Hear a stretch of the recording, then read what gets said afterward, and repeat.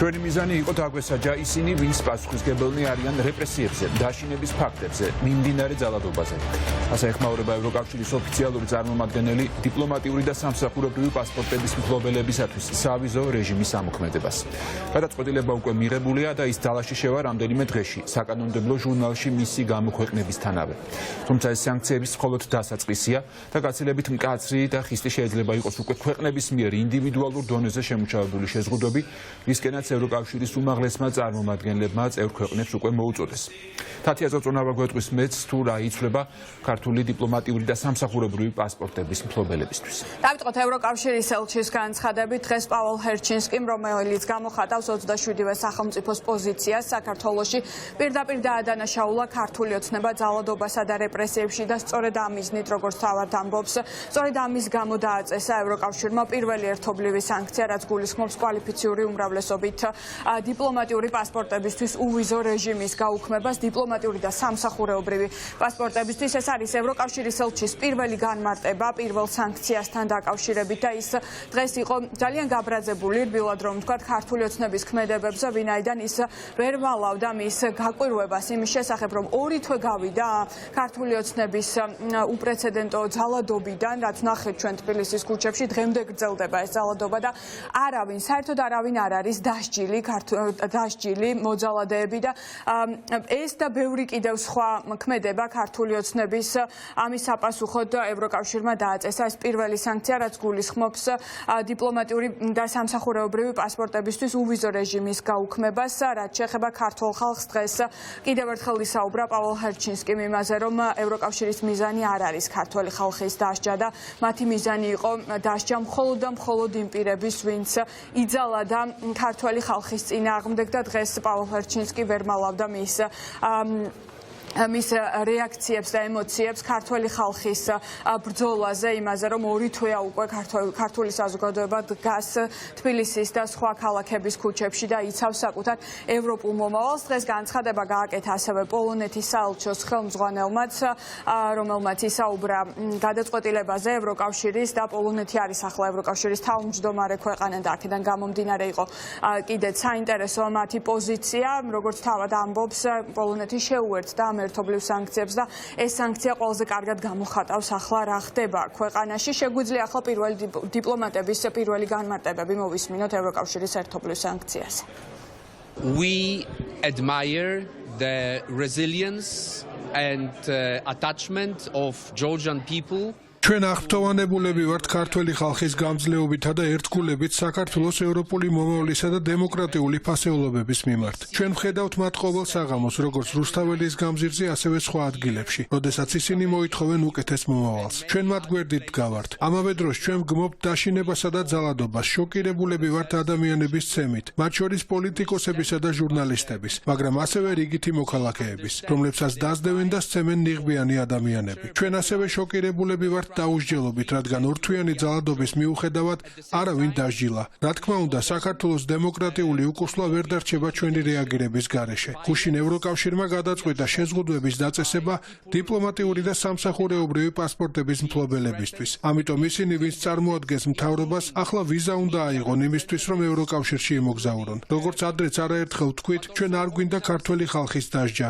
არამედ ჩვენი მიზანი იყო დაგვესაჯა ისინი, ვინც პასუხისმგებელნი არიან რეპრესიებზე, დაშინების ფაქტებზე, მიმდინარე ძალადობაზე. საქართველო არის ძალიან ღრმა პოლიტიკურ კრიზისში. ჩვენ ვხედავთ, რომ ხალხი უკვე ორი თვეა რაც ქუჩაშია და მოითხოვს ევროპულ მომავალს, დემოკრატიას. ქართველების გადასაწყვეტია ამ პოლიტიკური კრიზისიდან გამოსავალი. როგორც ევროკავშირი, ჩვენ გულშემატკივრობთ საქართველოს. ჩვენ მას კანდიდატის სტატუსი მივანიჭეთ და გვინდოდა, რომ მას წარმატებით გაელო გზა ევროკავშირის სრულფასოვან წევრობამდე. მაგრამ ბოლო რამდენიმე თვეს თუ შევხედავთ, ცუდი მუდმივად უარესით იცვლება. მე ამას ვამბობ როგორც ევროკავშირის ელჩი. სწორედ ამიტომ სანქციების შესახებ მსჯელობა ევროკავშირში კვლავაც გაგრძელდება. სამწუხაროდ ჯერ ერთ სულოვნება არ გვაქვს, რადგან არსებობს ქვეყნები, რომლებსაც არ სურთ სანქციებს შეუერთდნენ. თუმცა გამომდინარე ევროკავშირის ლიდერების მონდომებიდან ჩვენ ამაზე მუშაობას დაუბრუნდებით და მივახცევთ ერთ სულოვნებას, რომელიც სანქციების დასაწესებლად არის საჭირო.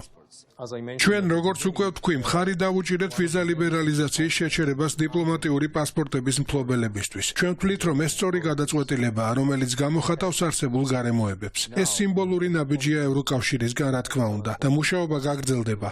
გარდა ამისა, მინდა ვთქვა, რომ პოლონეთმა ვაიმარის სამკუთხედის სხვა წევრებთან ერთად გამოაქვეყნა განცხადება, რომელშიც სინანულს გამოხატავს საქართველოს მიერ ევროკავშირთან მოლაპარაკებების შეჩერების გამო. რა თქმა უნდა, ჩვენ ასევე ვგმობთ ძალის გამოყენებას და ანგარიშვალდებულების ნაკლებობას, რასაც ყოველთვის ვაკეთებდით. ჩვენ ვდგავართ ქართველი ხალხის გვერდით და მხარს ვუჭერთ მათ ბრძოლას დემოკრატიისთვის.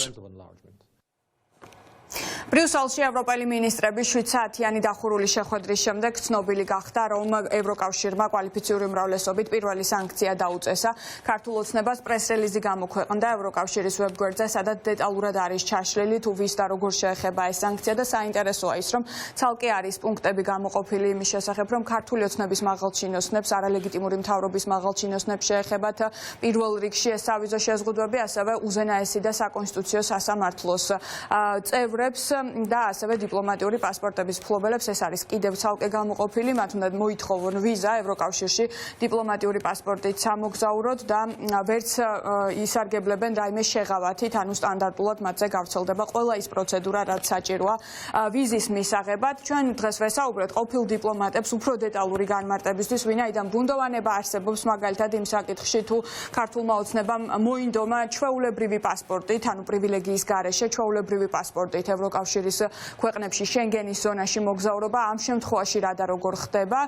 ყოფილი დიპლომატები მიგვითითებენ კაია კალასის გუშინდელ განცხადებაზე, რომელიც მან გააკეთა უკვე მინისტრების საბჭოს დასრულების შემდეგ და როგორც თავად თქვა, ახლა თითოეული ქვეყნის გადასაწყვეტია ევროკავშირში როგორ დანერგავს ამ პრაქტიკას სანქციასთან დაკავშირებით, რაც პირდაპირ ნიშნავს იმას, რომ შესაძლოა მაგალითად ჩვეულებრივი პასპორტებითაც რიგმა ქვეყნებმა არ შეუშვას ქართული ოცნების არალეგიტიმური მაღალჩინოსნები ამ რომელიმე ქვეყანაში, მაგალითად ესეთი ქვეყანა შეიძლება იყოს საფრანგეთი, გერმანია, რომელმაც ავიზო შეზღუდვები ისედაც დაუწესა 9 მაღალჩინოსანს, თუმცა ბევრზე არ არის ჯერ ავიზო შეზღუდვები და შესაძლოა სწორედ ამ სანქციის მიხედვით გაავრცელონ სხვა პირებზეც შეზღუდვები. მოკლედ ძალიან საინტერესო და კომპლექსური საკითხია, უფრო მეტ დეტალს სავარაუდოდ გავიგებთ მას შემდეგ, რაც ევროკომისია საბოლოო დოკუმენტს გამოაქვეყნებს და ევროკავშირის კანონმდებლობაში უკვე აისახება ეს ყველაფერი საბოლოოდ და რაც შეეხება პოლიტიკური შეფასების ნაწილს, ყოფილი დიპლომატები ფიქრობენ, რომ ეს არის პირველ რიგში პოლიტიკური გზავნილი ქართული ოცნებისთვის, რომ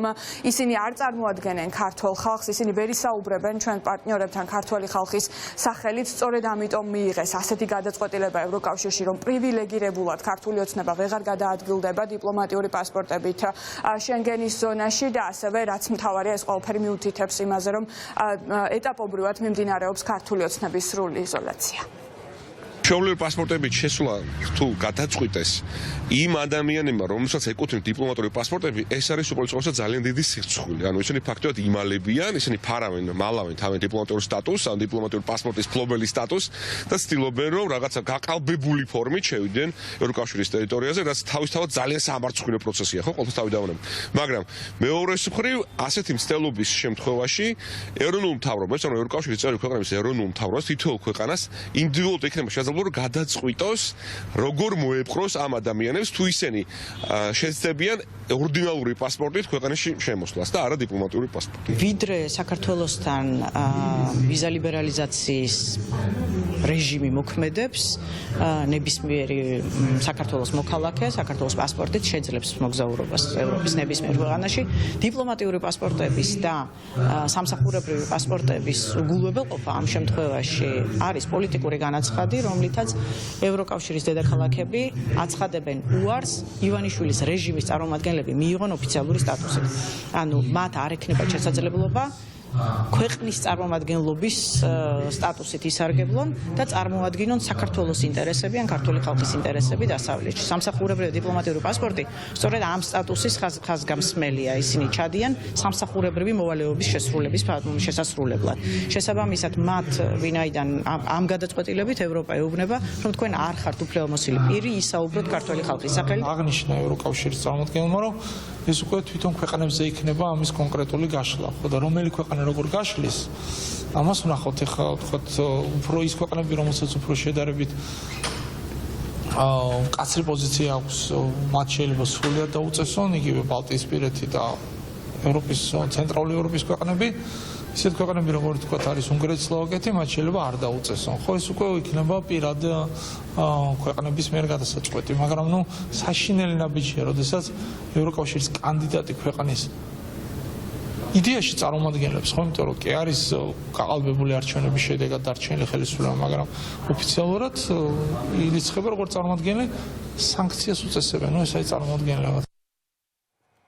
კაია კალასმა შემაჯამებელი პრესკონფერენციის საქართველოს როდესაც საუბრობდა, თქვა ასეთი რამ, რომ დახურულ შეხვედრაზე პირველმა დიპლომატებმა დამატებით განიხილეს, რით შეიძლება უპასუხონ ქართული ოცნების ანტიდასავლურ პოლიტიკას. დღეს უკვე ევროკავშირის ელჩმა პაველ ჰერჩინსკიმ განმარტა, რომ მიუხედავად იმისა, რომ ამ დროისთვის კონსენსუსი არ არსებობს ევროკავშირში და არსებობენ რიგი ქვეყნები, ვინც არ ემხრობა ქართული ოცნების პერსონალურ სანქციებას და სავარაუდოდ ის მიუთითებდა უნგრეთსა და სლოვაკეთზე, მუშაობა გრძელდება და ყველაფერს გააკეთებენ აღმასრულებელი რგოლის წარმომადგენლები, რომ ეს კონსენსუსი შედგეს. მოკლედ ეს განცხადებები პირდაპირ მიუთითებს იმას, რომ დიპლომატიური პასპორტებისთვის უვიზო რეჟიმის შეჩერება არის მხოლოდ და მხოლოდ ქართული ოცნების იზოლაციის დასაწყისი და ევროკავშირის წევრი ქვეყნები აპირებენ დამატებითი ნაბიჯების გადადგმას.